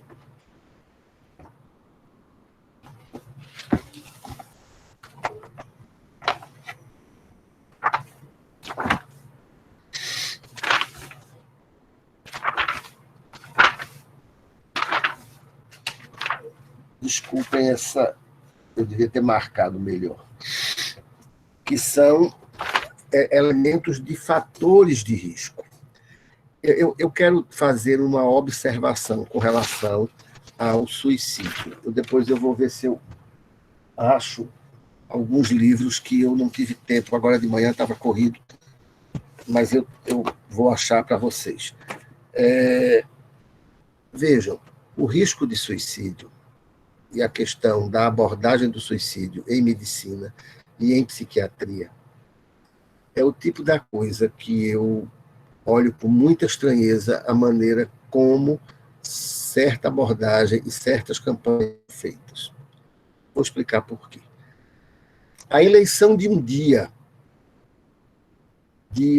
do orgulho LGBT, dia do índio, dia internacional da mulher, dia das mães eu não diria, porque as mães estão acima de todas as coisas, mas a eleição de um dia ou a eleição de um mês para se debruçar sobre determinado tema de medicina, isso tem muito valor. A eleição do dia sempre foi para chamar a atenção para uma condição humana de trabalho, ou de raça, ou de conduta, sabe? Ou para chamar a atenção. Criar um marco onde você alerta a comunidade para que aquele grupo existe e aquele grupo está sendo maltratado ou desrespeitado, para chamar a atenção. E isso não é crítica, pelo contrário. A eleição da semana ou do mês funciona. Em medicina, sim, funciona. Funciona naquelas situações que você precisa chamar a atenção promovendo, vejam bem, e discordem de mim, promovendo ações que, a cada ano sendo promovidas, você está fazendo uma boa prevenção. Exemplo, câncer de próstata, exemplo, hipertensão, exemplo, câncer de mama, e por aí vão outros exemplos. Porque se você subsidia a população com informações maciças naquele período, com seriedade, se você promove exames preventivos naquele mês, você está fazendo um check-up anual para aquela patologia. Isso é bacana. Isso é bacana. Estou sendo claro, não estou, eu acho. Isso é bacana porque você está fazendo uma prevenção. Se você, naturalmente, se oferece ferramentas e possibilidades para a população usar aquele mês para fazer esse tipo de verificação. Estou sendo claro, eu acho. Então, é de um valor enorme, sinceramente, é de um valor enorme. Soma-se a esse valor um outro. Permite que as instituições médicas, as instituições de categoria, possam, com licitude, participar, interferir, ajudar, sem ser num elemento político, partidário, eleitoreiro, ou seja lá o que for. Se a instituição é séria, né? Permite, e isso é bom. Porém, existem coisas que não podem ficar restritas a determinados períodos tranquilizadores das instituições. Não pode. Uma delas é o suicídio. Que haja o mês, que haja a cor do mês, tudo bem, chama-se atenção. Mas prevenção de suicídio é todo dia, o dia todo, 365 dias por ano. Nas condições de trabalho, nas condições de estudo, na observação dos grupos de maior risco, usuários de substância, doentes graves, situações de anomia, situações de carência extrema. Existem estudos epidemiológicos que mostram isso. Então, não pode burlar a prevenção tranquilizando-se com uma trabalheira de um período. E muitas vezes com ferramentas iguais para a prevenção de mama, de suicídio, as ferramentas de abordagem da população, que é música, é estádio de futebol, é uma batucada no Parque da Jaqueira, é não sei mais o quê. Não podem ser as mesmas coisas, nem podem ser também só eventos acadêmicos, porque é preciso ir aonde o povo está. Então, mas deixando, eu fiz isso muitas vezes, mas aquele período é precioso para você mostrar o que você preparou para um ano de prevenção. Aí sim. O que você preparou para um ano inteiro de prevenção, porque é assim o tempo todo. Nós sabemos as faixas etárias preferenciais de risco de suicídio, nós sabemos as situações de proteção e as situações de maior risco. E aí nós vamos para o campo para proteger essas pessoas mais vulneráveis e outras tantas. Promover saúde mental, etc. Eu estou sendo claro, eu estou dizendo isso porque na Universidade Federal de Pernambuco, no período entre 2007 e 2012, por aí, teve um aumento enorme que não se explicou de tentativas de suicídio no prédio do Cefis, que é o prédio mais alto do campus. E sempre é assim, não é? Há a eleição de um ponto, e aquele ponto é o marco suicida daquela comunidade. Então, Santa Catarina, por exemplo, é um shopping, né? A altura de um shopping. Ali era o Cefis. Mas é um número, eu não tive tempo de puxar esse número que eu recebi há muitos anos, e me pediram para formular uma maneira de abordar, porque era o seguinte, as pessoas se jogavam, esses corpos eram vistos, o ruído da queda dos corpos era percebido, Coloca-se no lugar desses jovens que estão assistindo aula e depois começa um alvoroço. Aluna ou aluno do curso tal acabou de se jogar. Você sai feito um louco, pode ser seu colega, seu contemporâneo. Ali naquele prédio do Cefis funcionam mais de 10 cursos.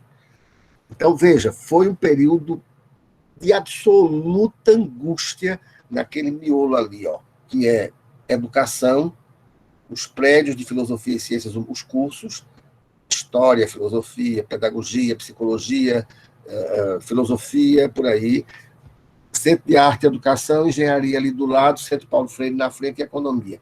Aquele miolo ali, tipo, sobrecarregado de tentativas de suicídio e desestabilizou os centros, o Centro de Educação, o Centro de Arte, o Centro de Filosofia e Ciências Humanas.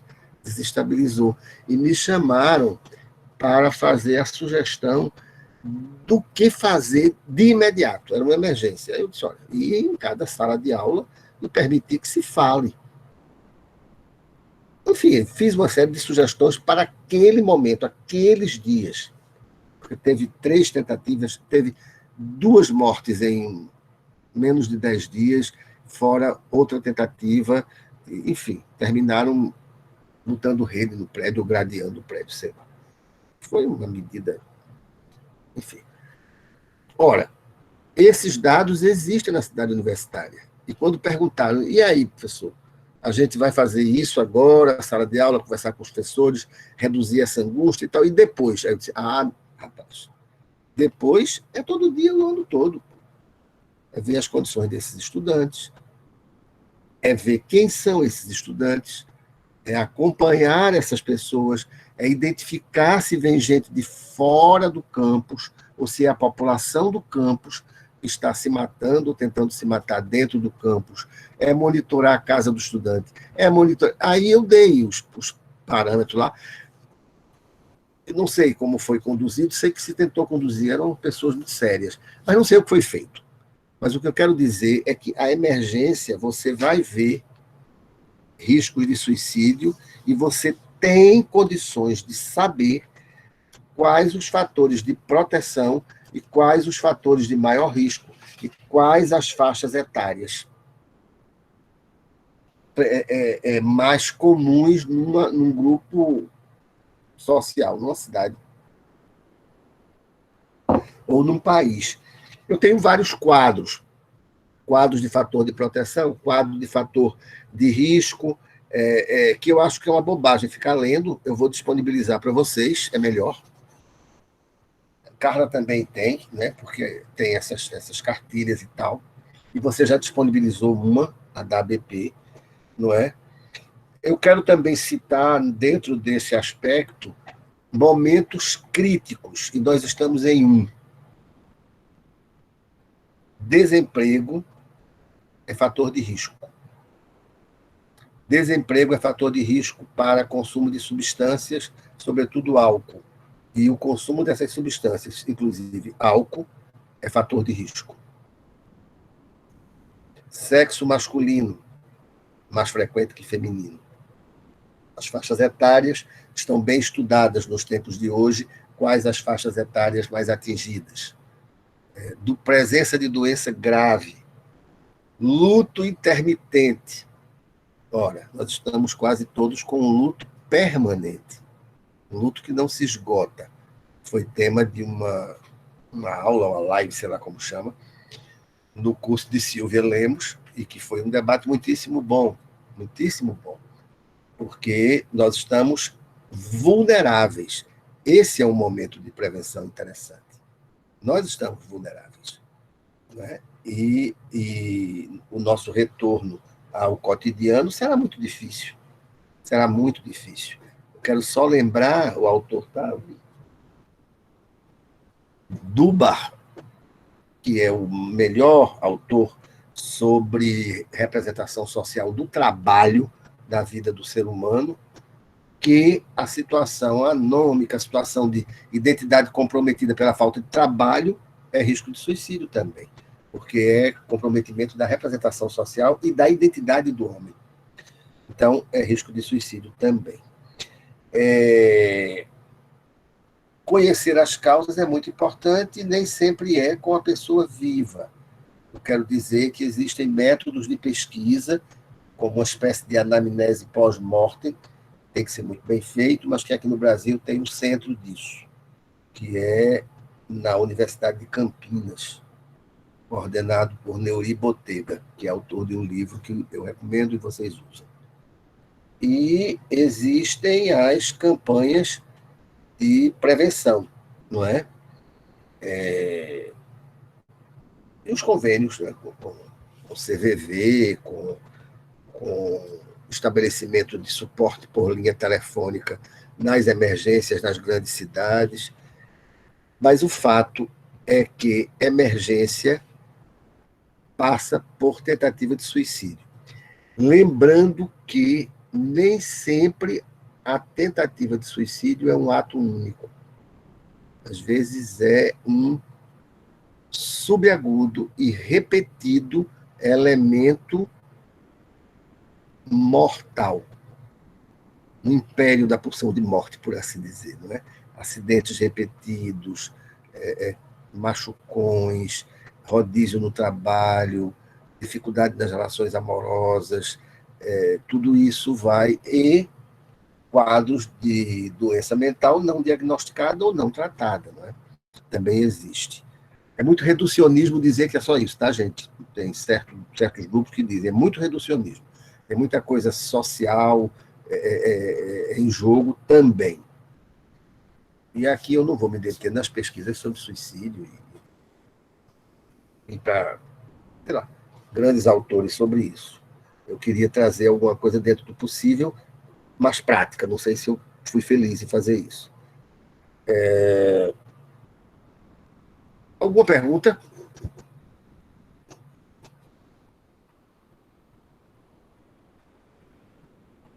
Pois não, fica à vontade. Sim, pois não. Vou pegar aqui.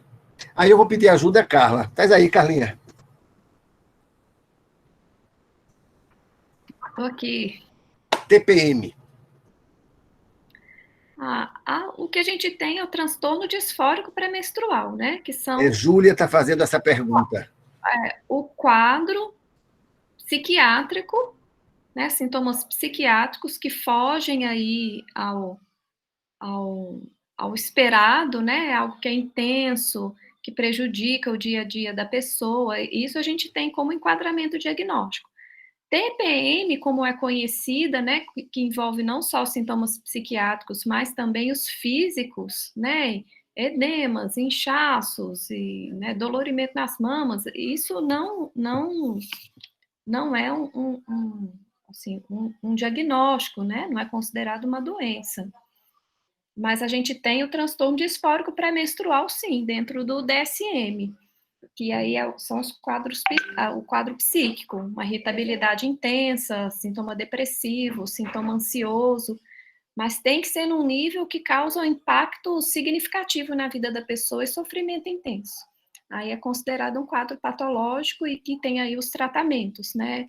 Ou antidepressivo contínuo, antidepressivo 15 dias antes da menstruação, terapia de, né, hormônios também podem ser usados, aí vem as terapêuticas para o quadro.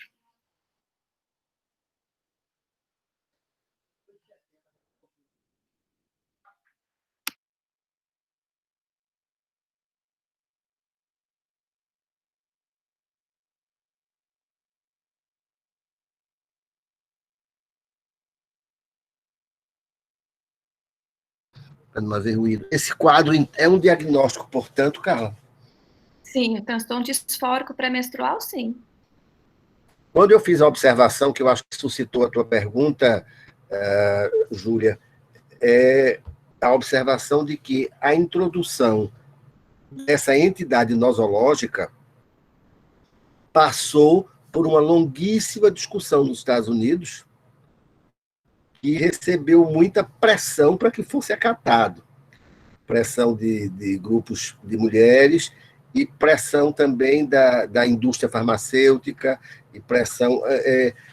o estabelecimento de um diagnóstico no DSM é um verdadeiro festival de lobby, eu já vi. É uma coisa impressionante. Impressionante. O lobby para a questão do comportamento homoerótico, nossa senhora, isso está filmado, inclusive, as assembleias. Impressionante. O Brasil, a ABP, foi a primeira instituição a se colocar favorável à retirada, né, do homoerotismo como patologia mental. Fez história naquela época. A ABP fez história. E o fato, quando eu quero dizer, é que um diagnóstico ele traz em si uma série de interesses, vários, alguns nobres, outros nem tanto, mas vários, não é? E então eu citei a questão do homoerotismo e citei a questão das alterações no período menstrual da mulher. É um assunto complexo esse, né, João Alberto? Porque, por um lado, é muito criticado essa coisa do rótulo, né, de dar um nome a uma condição da pessoa, mas, por outro lado, esse nome também, a pessoa ter um diagnóstico, um nome para aquilo que ela apresenta, é altamente reconfortante psiquicamente, né? É um norte tão grande, né? Então, a nomeação é útil, né? É um assunto complexo esse.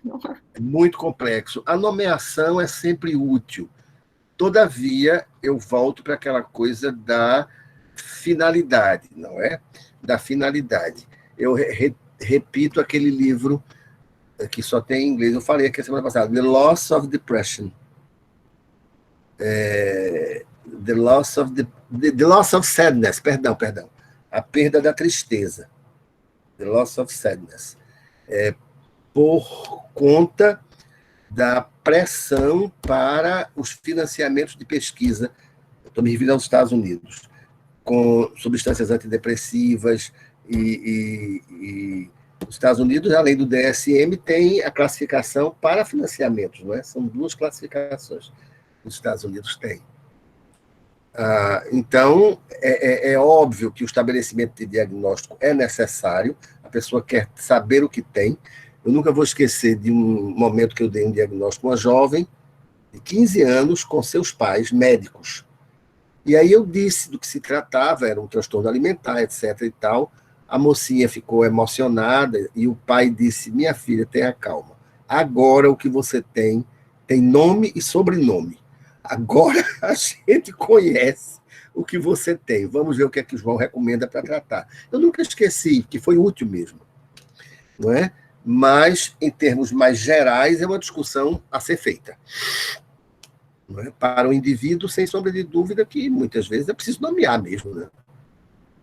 Agora, não vai garantir a terapêutica correta, viu, gente? Não é essa nomeação que vai dar garantias de boa terapêutica. Não é verdade, Carla? Até porque massifica e a gente não pode fazer isso. Com isso, eu tratei aqui de complementar a dor crônica, eu tratei aqui de falar da clínica médica dentro do que era essencial, tratei de falar da emergência. E fui pela emergência no sentido geral de como receber na emergência, como procurar estabelecer as bases do tratamento, do encaminhamento, e derivei para a emergência na presença de sintomas psiquiátricos. Eu acho que precisava oferecer a vocês essas informações. E finalizei com a coisa maior do risco de suicídio, que é o sintoma psiquiátrico, ou risco psiquiátrico mais exuberante numa emergência geral. Além, naturalmente, de quadros de transtorno psico-orgânico, delírio, ou quadros de agitação psicomotora. Mas, para isso, a procura direta à emergência psiquiátrica é o mais comum, desde que se tenha a disponibilidade de ter um atendimento de emergência em psiquiatria. Esse é o resumo da aula. Eu espero que não tenha ficado muito confuso. Foi uma profusão de pontos e que tenha sido satisfatório a vocês. Por enquanto, ficamos aqui. Foi Uma sim, aula João. recheada de informações. Oi? Como é, perdão? Opa, foi mal, eu abri sem querer aqui. Cliquei sem querer. Então diga alguma coisa, pelo amor de Deus. Eu Vai me deixar nesse estado, rapaz? Deu para entender, sim. Deu para entender perfeitamente. Foi muita informação, mas deu para entender. Acho que seria bom também uma recomendação de leitura, né? Tu falaste daquele livro do Crônica, mais algum?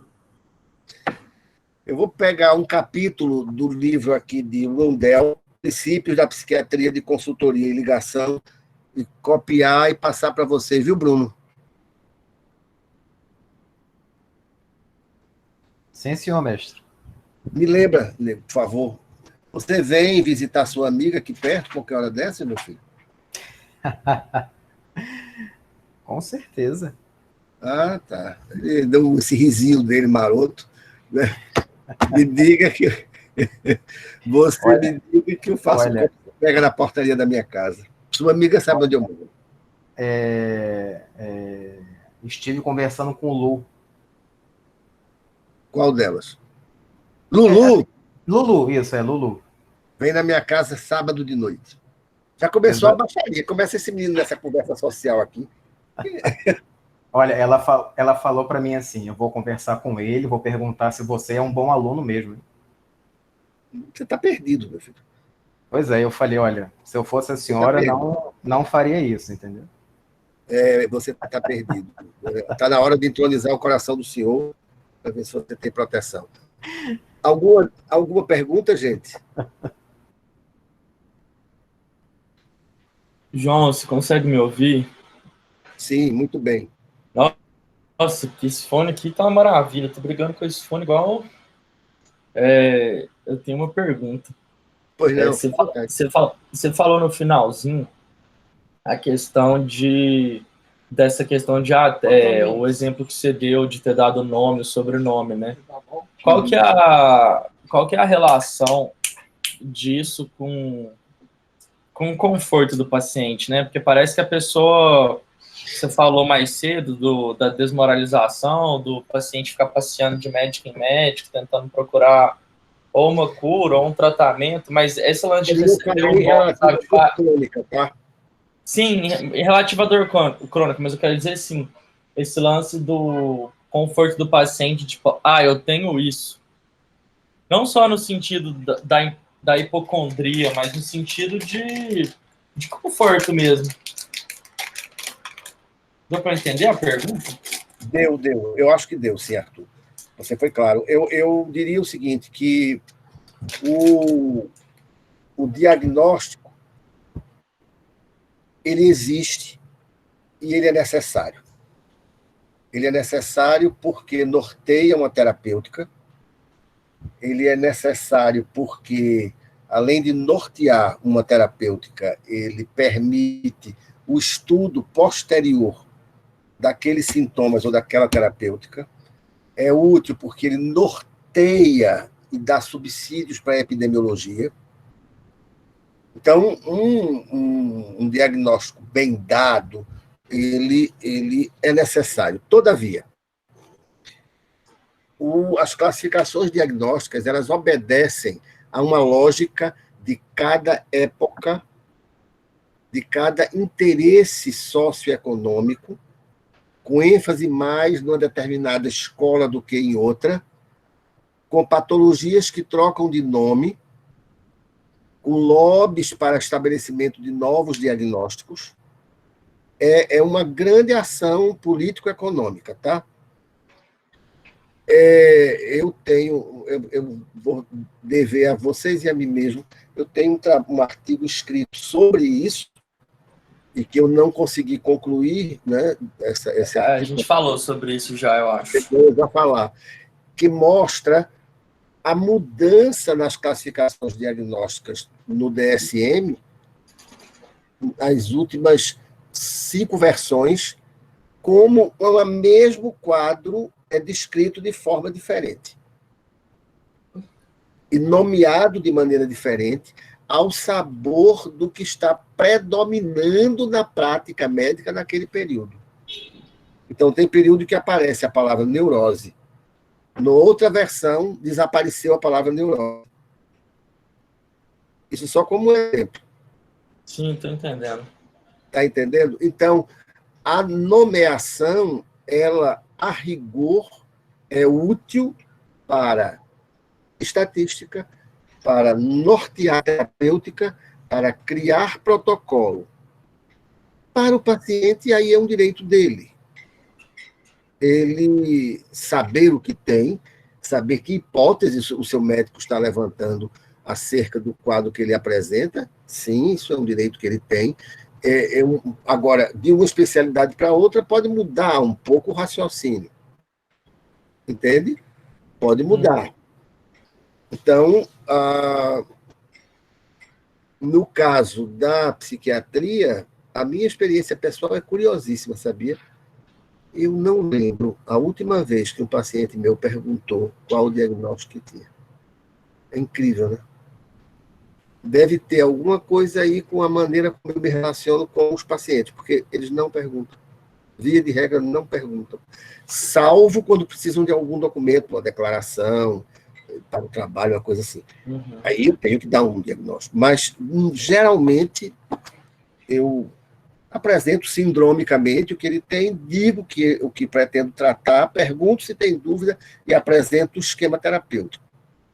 Muito difícil mesmo. Sim, mas qual é a doença? Muito raro. Para Assim, algumas pessoas tem utilidade, para outras não.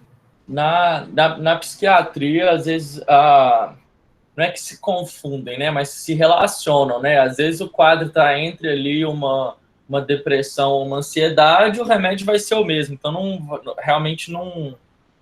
É que eu fiquei pensando no sentido, assim, que a gente estava falando de dor, né? Aí eu pensei um pouco na questão da ortopedia, né, da corrida, que o povo dá até nome para a dor, né? Porque a gente que treina tem umas dorzinhas assim que, pelo estresse, né, vai... Claro. E aí, assim, nem vai fazer tanta diferença a pessoa saber o nome certinho do que é, mas é uma relação de dar nome para dor, de querer saber o que é, sendo que não vai mudar nada, sabe? O tratamento vai ser o mesmo, que costuma ser gelo, ou fisioterapia quando a coisa aperta, ou tirar o pé mesmo. Mas eu fiquei pensando nisso, sabe? De falar, eu tenho inflamação na banda iliotibial lá, eu tenho entendeu? Foi uma contratura, foi só... Entendeu? E eu fiquei pensando nesse sentido do conforto mesmo. Eu entendi a parte psiquiátrica, de que... entendi essa parte dos seus pacientes, eu achei legal, sim. Foi mais ou menos isso. Legal. Mais alguma questão, gente? E eu estou às ordens, se precisarem de mais algum dado, mais alguma informação. Vou passar os textos, me cobra, Bruno. E vou fazer com a Carla e o Bruno, acho que esse final de semana, talvez, gravar o material de psicopatologia para vocês, que eu acho que vai ser legal para vocês. Eu estou preparando até com bastante cuidado. Certo, eu já até mandei para o senhor uma mensagem lembrando. Legal, obrigado, viu? Tá certo. E sábado vem alguém aqui saber de você está perdido. Obrigado a todos, hein? Muito obrigado por estarem presentes. Obrigado, mestre. Tomara que tenha sido Nada, legal. professor. Obrigado ao senhor.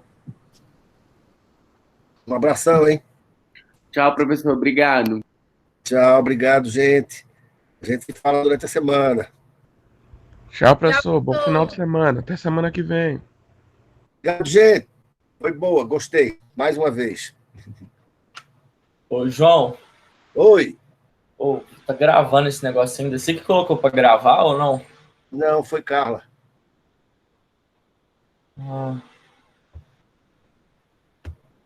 Foi Carla. Não, vou te ligar então. Tá, a gente fala daqui a pouco.